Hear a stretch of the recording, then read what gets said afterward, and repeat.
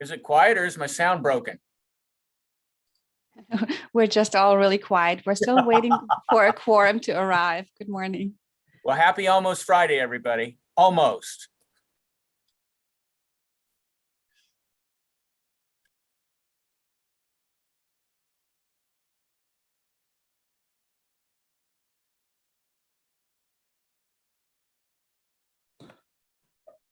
Ms. Mueller, how many do we need for a quorum? So the quorum consists of a majority of the committee's current membership, and we currently have 27. And let's see how many are here right now.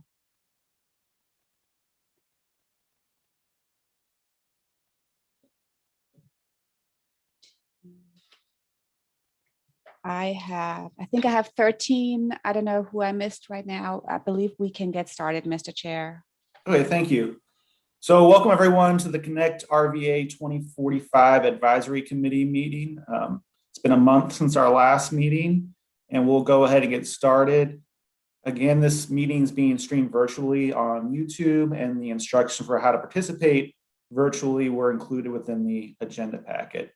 So if we have a quorum, I think we can go ahead and start the roll call, Ms. Mueller, if you're ready. Yes, sir. Thank you. Good morning, everyone. I'll start with Town of Ashland, Ms. Amos. Mr. Tucker. Chesterfield County, Ms. Smith. Ms. Benedict. Here. Goochland County, Mr. Coleman. Here. Mr. Kilduff. Hanover County, Mr. Vidunas. Here. Mr. Flagg. Here. Henrico County, Ms. Meidler. Here. Ms. Deemer. New Kent County, Ms. Leduc. Powhatan County, Chair Pompey. Here. Mr. Howland. City of Richmond, Ms. Clark. Mr. Bridewell. Here. Ms. Erickson. Capital Region Airport Commission, Mr. Rutledge. GRTC, Ms. Torres. This is Patricia Robinson sitting in for Ms. Torres. Thank you, Ms. Robinson. Ms. Del Ross. RMTA, Ms. Simmons. ConnectRVA, Mr. Parsons. Here. Mr. Ariel. Here. Right Finders, Ms. Tisdale. Mr. O'Keefe. DRPT, Ms. Dubinsky. Here. Mr. Sparks. VDOT, Ms. McAdory. Mr. Herman. Here. VCU, Mr. Leonard. Present? NAACP, Mr. Johnson. Richmond Area Bicycling Association, Mr. Burnley. Virginia Asian Chamber of Commerce, Ms. Tran. Senior Connections, Mr. Williams. RVA Rapid Transit, Mr. Campbell. Here. Bike Walk RVA, Ms. Lockett Gordon. The Port of Virginia, Ms. Nelson. Good morning. I'm here. Morning. Southern Environmental Law Center, Mr. Pollard. Here. Virginians for High Speed Rail, Mr. Plogger. Federal Highway Administration, Mr. Duran. Here. And Tri-Cities MPO, Mr. Swikowski. Thank you. That concludes the roll call for attendance. And Mr. Chair, you have a quorum. All right, thank you. Is there anyone here that did not have their name called? All right, then we'll move on to agenda item number 1, amendments to the agenda. Do staff or any committee members have any proposed amendments to the agenda as presented?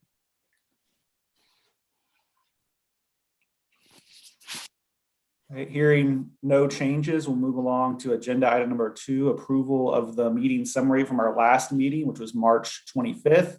That meeting summary was included within the agenda packet. Are there any requested changes or amendments to the summary as presented?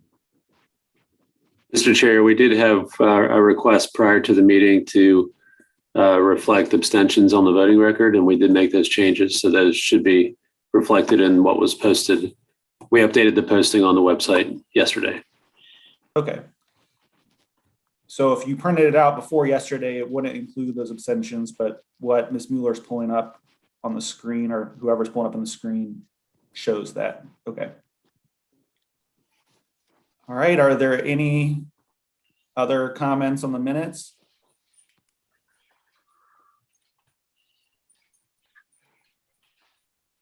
Not hearing any, we'll move on to agenda item number 3, the public comment period. Are there any members of the public that would like to address the committee?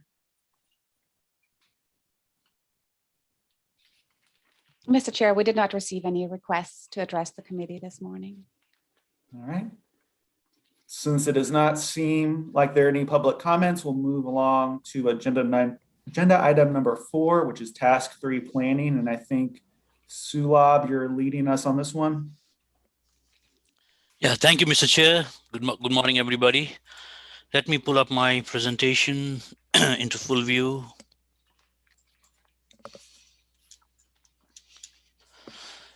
So as we all know, this graphics which shows the different phases or different phases for the long range transportation plan. We are in phase 3 planning, in which the aim is to finalize the universal project and then move to phase 4, in which we score and evaluate all the projects and then developed a constrained plan and then present it to the LRTV advisory committee as well as the policy board for their approval. Once that's approved, we evaluate the different aspects of the plan and then go to a final public outreach period and then ask the LRTV advisory committee as well as the policy board for approval. So as we all know, the universal projects, the public comment period was on. The original public comment period was from March 8th to March 23 as planned, which was 15-day period.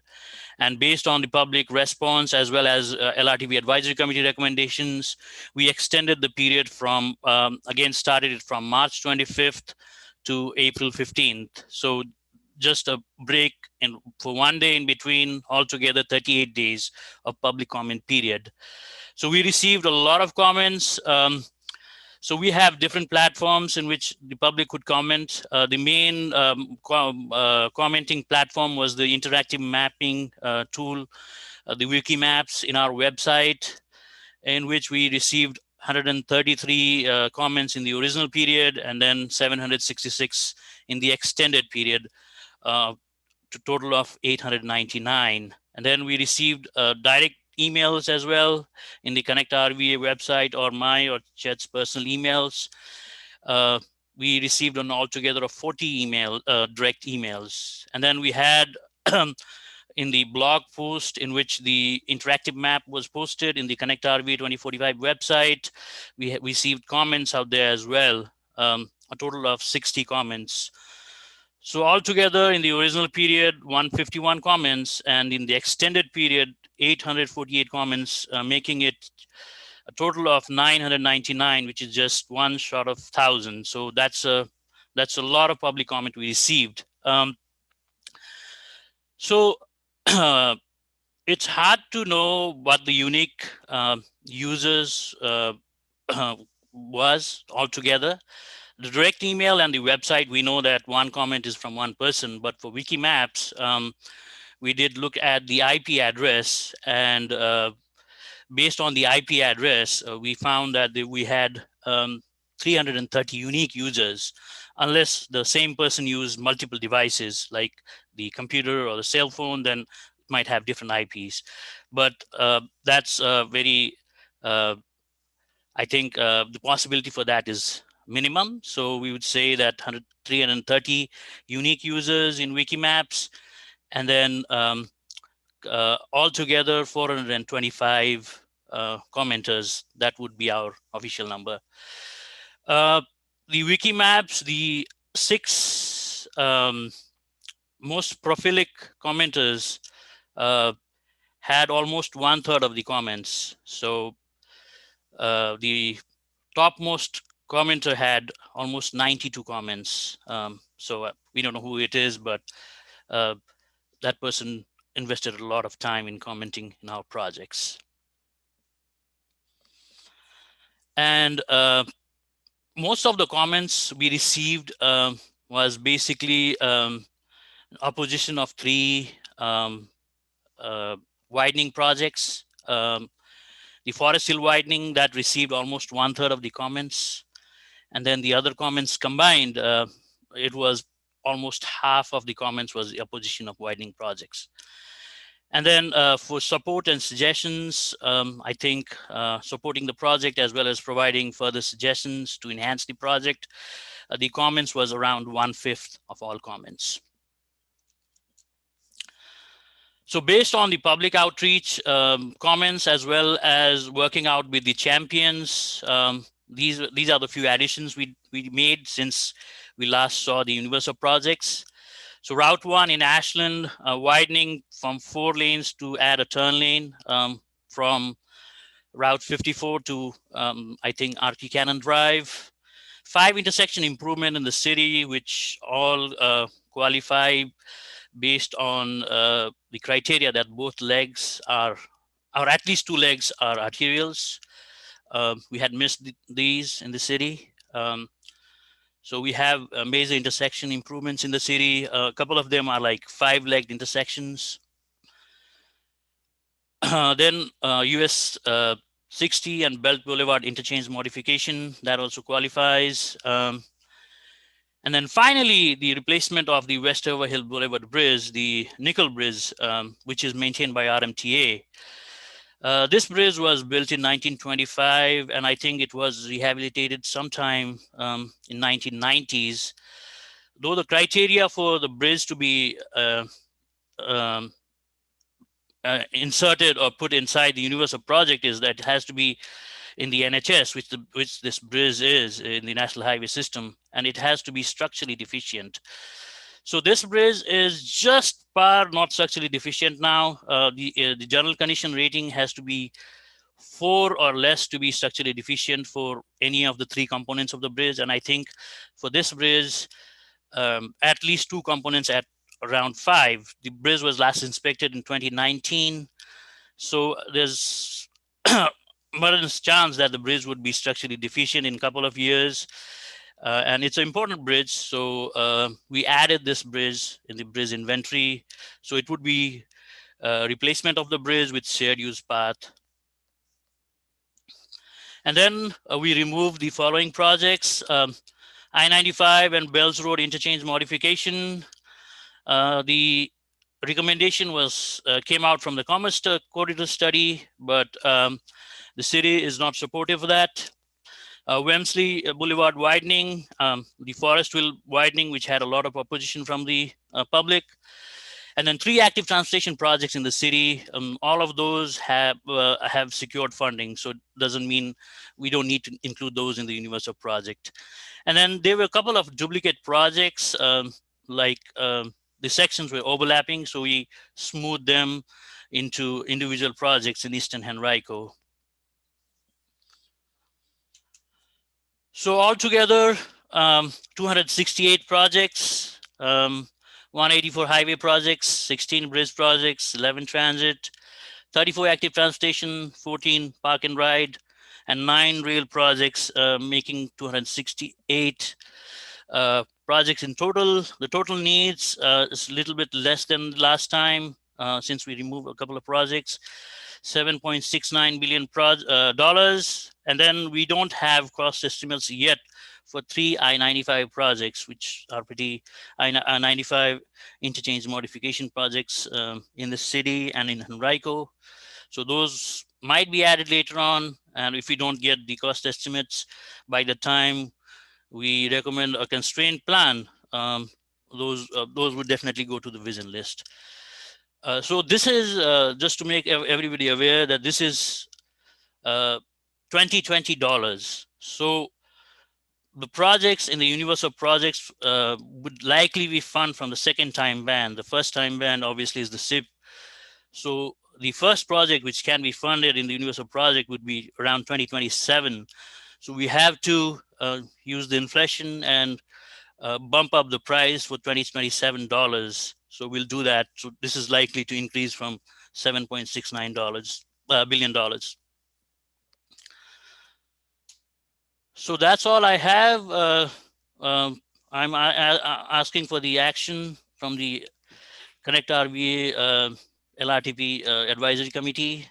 The action is that resolved that the RRTPO ConnectRVA 2045 Advisory Committee approves the universe of projects as presented and authorizes staff to begin the testing process to score, rank, and prioritize the universe of project into a refined draft cost constrained project list. And I think that's all I have. We'll be happy to answer any questions. Yeah, Mr. Chair, this is Chad. I had one comment. Sulab, if you can you go back one slide?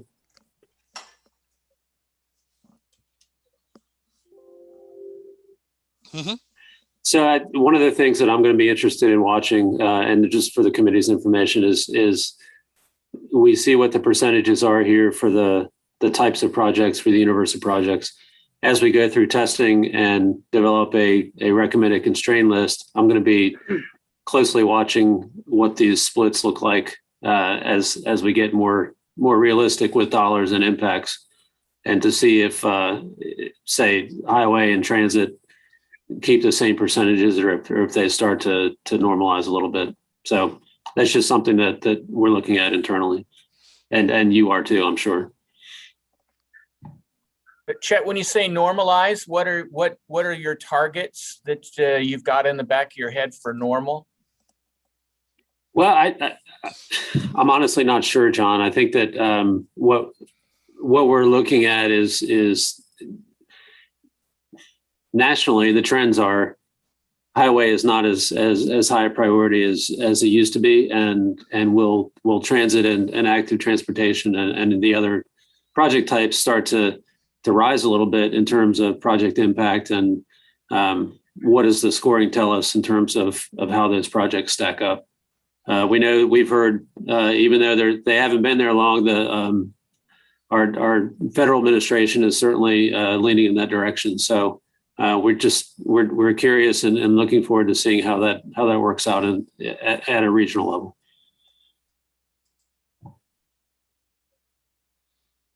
Related to that question about this chart, was it not mentioned at our last meeting? There's a fairly sizable slice for rail. Is that not all state and federal and already kind of programmed from the state, that we're just reflecting in this plan, but it's not really something that we are choosing among competing options for? Yeah, that's correct. We don't have the fiscally constrained projection for rail funds. That's something which is decided in the state level rather than in regional or the MPO level. So as per DRPT's recommendation, we are just including those projects, and we won't score or evaluate those projects. Neither would they be competing with our other funding sources. So they will just be listed in the vision list. At some point, and I mean, doesn't need to be for this, but it does seem like we should calculate and look at that pie chart based also on what the MPO actually is making decisions about. So without that rail piece, in other words, I mean, I think it should be in there so that people know that those projects are being funded, but it's kind of misleading in a way. It looks like this plan is choosing to allocate almost 18% to rail, and that's really not happening. So this is not the allocation plan. This is just the needs plan. It's just the needs for universe of projects. So we are not allocating anything. That would be seen once we develop the constraint plan and the budget for the constraint plan and the projects which would be evaluated and scored in the constraint plan.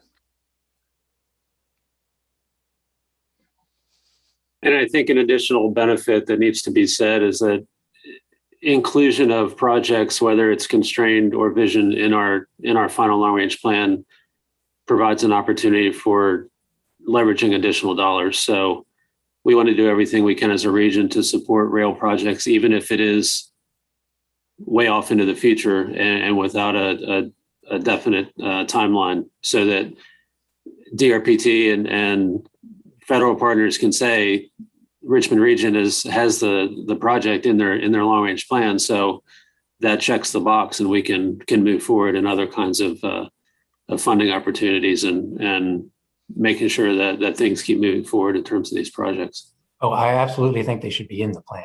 Right. Yeah. Chet, there was one comment from Mr. Flagg about how people can access and review all of the public comments. I think you sent us a link or something to that, or where can people see the comments in more detail? It's in our website. The link was sent to the LRTP Advisory Committee meeting. Once the meeting is over, I think we can send an email to the public saying that all the comments received has been compiled and can be accessed from the certain location in our website. We can send that email. So it's already there. You know. If I know Nicole, she's getting ready to put a link in the chat. So stay tuned. And then I guess the motion to approve the universe of projects doesn't necessarily mean that the committee's endorsing a particular project or anything like that. That just means these are the projects we want evaluated as part of the modeling exercise. Is that correct? Yeah, so this would be the final list. Once the LRTP Advisory Committee approves, we can't add any project. Obviously, while ranking and evaluating the projects, only a few projects would be selected based on how much funding we have available, but we can't add any project once this has been approved. Okay, and I think Mr. Pollard raised his hand. If you wanted to address the committee. Another question, just on while we were talking about the public comments. So you mentioned that most of the comments were about 3 widening projects, and then you mentioned that one of those 3, the only one you mentioned specifically, looks like it's removed from the list. What were the other 2? The other 2 were, one was the second most received comment was the Route 5 widening in Eastern Henrico. And the third was Route 6 widening in Goochland. Okay. Are there any other questions for Sulab about the universe of projects? Well, I think this is a good point to clarify that the other 2 projects that Sulab just mentioned will remain in the universe of projects to be tested at the request of the project champions. And both of those projects are in the county comprehensive plans. So that's the support and I think the main reason behind leaving those in to see where they would stack up in terms of scoring and funding constraint.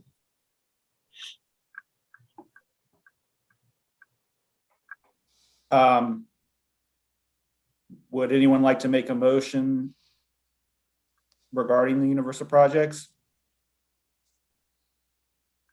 I move that we accept the universe of projects. All right, so Mr. Leonard made a motion. Is there a second? Joe Vidennis, second.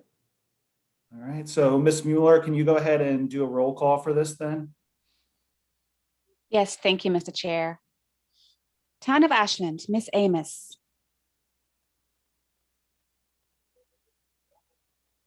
Chesterfield County, Ms. Benedict. Aye. Goochland County, Mr. Coleman. Aye. Hanover County, Mr. Vidunas. Aye. Henrico County, Ms. Smidler. Aye. Powhatan County, Chair Pompey. Aye. City of Richmond, Mr. Bridewell. Aye. GRTC, Ms. Robinson. Aye. Plan RVA, Mr. Parsons. Aye. DRPT, Ms. Dubinsky. Aye. VCU, Mr. Leonard. Aye. RVA Rapid Transit, Mr. Campbell. Aye. Thank you. Port of Virginia, Ms. Nelson. Aye. Southern Environmental Law Center, Mr. Pollard. Abstain. Federal Highway Administration, Mr. Duran. Aye. Thank you. That concludes the roll call for the approval of the universe of projects. Right, well, Thank thank you. you. And then we'll move on to agenda item number 5, which is a information program or information item about programming and the budget allocation survey. I think Ms. Mueller, you're the contact for this one. Yes, I am. Thank you, Mr. Chair, and good morning again, everyone. I'm sharing my screen. You should right now see the ConnectRVA 2045 website. So now that the extended public review period for the universe of projects is closed, we want to continue to make online public engagement options available to keep the public informed and involved. So today, I'm going to demo our latest online survey that we call Budget Allocations. We're asking the public to weigh in on funding decisions. How should our region spend transportation funds? And the survey is currently posted. You can see it on the ConnectRVA2045.org website. The survey is designed to be easy to use. It's very intuitive to use. You're not going to need any instructions. We aim for a 5 to 10 minute experience, so it's fast to complete. We ask questions that we think are relevant to the public, and we would like their answers to be meaningful to us. Before the launch, the MetroQuest team goes through testing to ensure that everything works properly and to ensure that the survey works well on different platforms, the web, different types of phones, the tablets, and that it can easily be shared on social media. The survey launched last Friday and will stay open for 4 weeks until May the 14th. So here's where I'm going to switch to the survey. I'm using a demo survey today, so my answers will not be recorded. This is the first screen. The first screen welcomes the participant. It gives you a little bit of a background into what the project is all about. There's an introductory text provided at the bottom with a link to the universe of projects. And there are links throughout the survey guiding you to ConnectRVA2045.org if the participant wants more information. And with that, you are ready to begin taking the survey. We start with an interactive question. What are your priorities and what is important to you? So your first task on this screen is to prioritize the items that are listed on the bottom. And you do that by just dragging 5 of the items above this line. So you decide, again, what is important to you. If you change your mind, you can drag it back down and pick something else. And once you have chosen your 5 items, you can then think about how to prioritize those and to see what is the most important to you. This little check mark here on the right lets you know you've completed the screen and you are ready to move on. This is the budget allocation screen. Here's how you decide how you want to spend your money. If you had $100, how would you spend it? What would your priorities be? So we want you to tell us how the money should be spent. And you simply do that by dragging your coins and spending the money on the items that are important to you. Now, this may also help people understand you just can't have everything. $100 will only go so far. It's almost kind of like a game.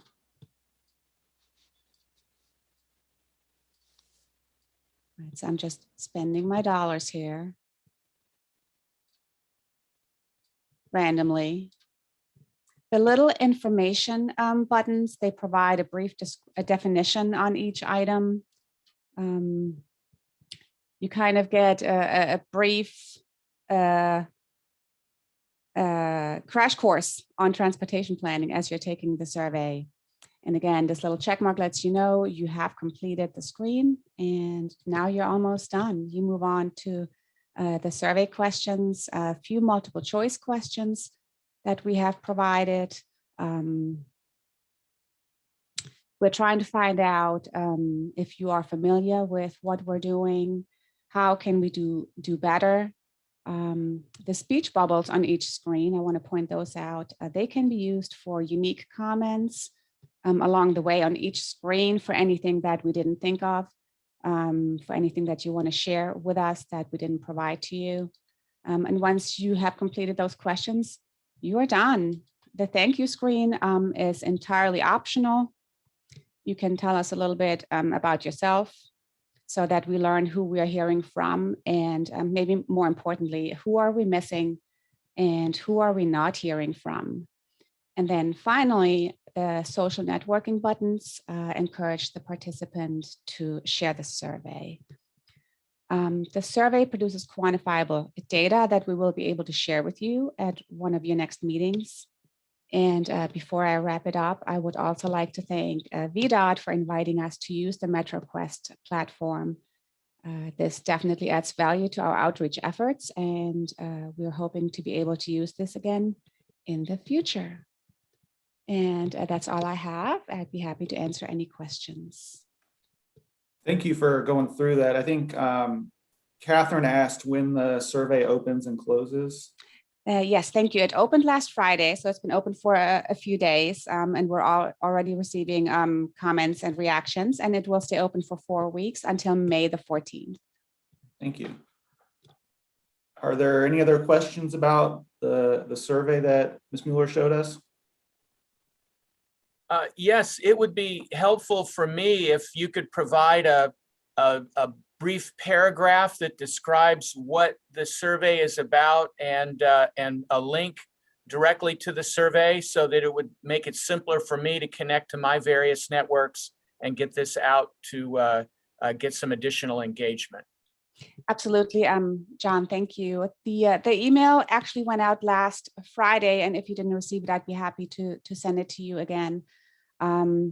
It's gone out to almost 450 direct emails, and of course, we're hoping that you're taking the survey and that you'll share it for us. And I'll get that back to you, Mr. Leonard.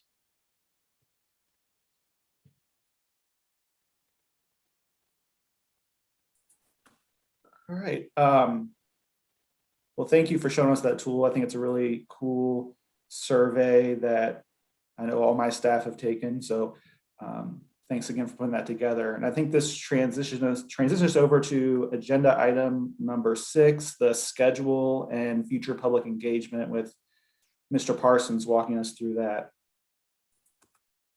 Yes, thanks. We don't have any slides, but I just wanted to talk about, we're getting close to the home stretch on the plan development, and thank you all for your continued support and engagement. I think that between now and October, there are a lot of things, a lot of opportunities that are going to be happening, and we have, staff is now in a major work mode. So for the next 6 weeks or so, we're going to be testing projects in the universe of projects and developing the scores and the benefits and preparing a draft constrained plan to bring back to you for consideration. Once that constrained list is developed, there will be another 30-day public review period, which we will do our best to provide all the resources and ask you to help publicize that as well. So we're guessing that's going to be in late May, early June. And that will inform the approval of the final constraint list. And while that review is happening and after the review is done, we'll be putting together the full draft plan, which includes the layouts, the recommendations, the policy components, the existing conditions, all of those things that you would expect to have in the full plan. And then that will be available for the final public review period, another 30-day public review towards the end of August into September. And that will coincide with not only the advisory committee, but our TAC, our CTAC, and our policy board for final approval. We are coordinating with VDOT on conformity review and the other steps that need to happen before the plan can be fully adopted. And we'll certainly provide information back to the group as much as possible. While the plan is under development, the MPO is going to be undergoing our recertification review. So we're going to be working with Federal Highways and Federal Transit Administration on that in August, leading up to and through August. So that's going to be happening at the same time. So a lot of the activities that we're doing as part of this long-range plan development are going to be discussed, and we'll be able to get some great feedback from our federal partners on how we're doing and the changes that have been made in the process for this plan as compared to previous plans that have been done by the TPO. So that's just a quick overview, Mr. Chair, of what you can expect. 2 more major public review periods for the remaining milestones. And then the process at the end of the plan development is going to be not only public review, but it's going to go through each of our committees. And there'll be opportunities at each committee to also provide feedback and comment. So we're hopeful that this provides people the advance notice and the opportunity to plug in as much as is desired. And staff is certainly willing to do whatever we can. If we did it when we were looking at the universal projects, talk to a couple community groups directly about their concerns, and we'd be happy to do that again.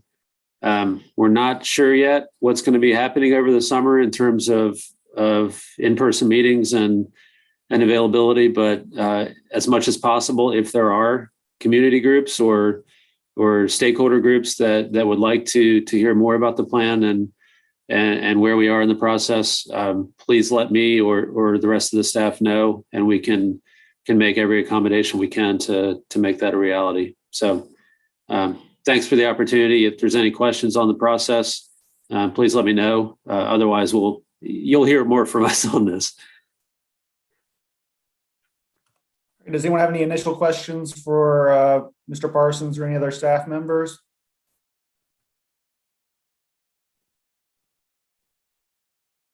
All right, so it looks like that is our last agenda item for this meeting.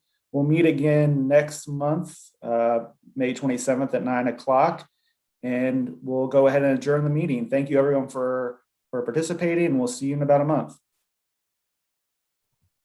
Thanks.